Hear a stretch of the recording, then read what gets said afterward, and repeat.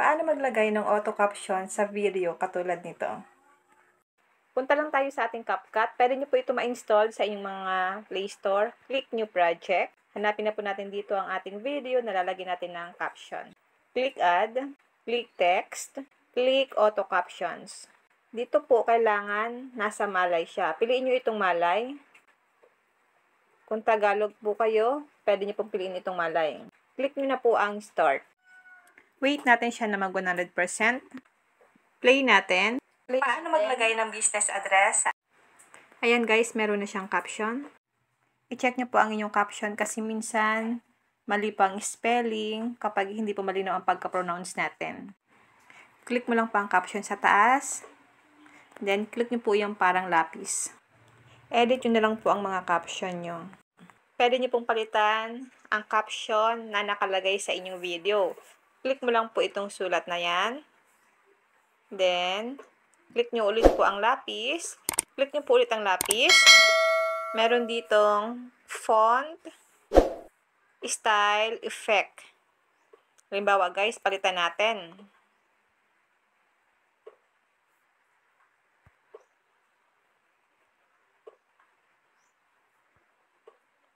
Sa effect na lang tayo. Halimbawa, ayan. Check natin.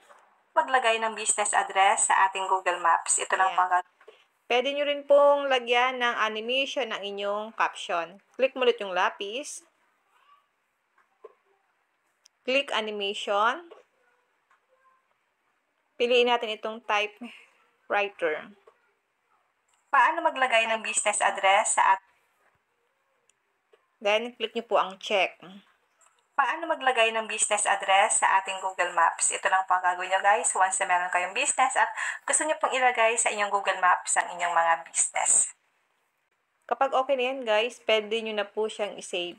Pwede mo rin siyang palakihin, i-zoom mo lang siya kung gaano kalaki ang gusto mong sulat. Ganyan. Pwede mo siyang ilagay kung saan mo siya gustong ipwesto ang sulat.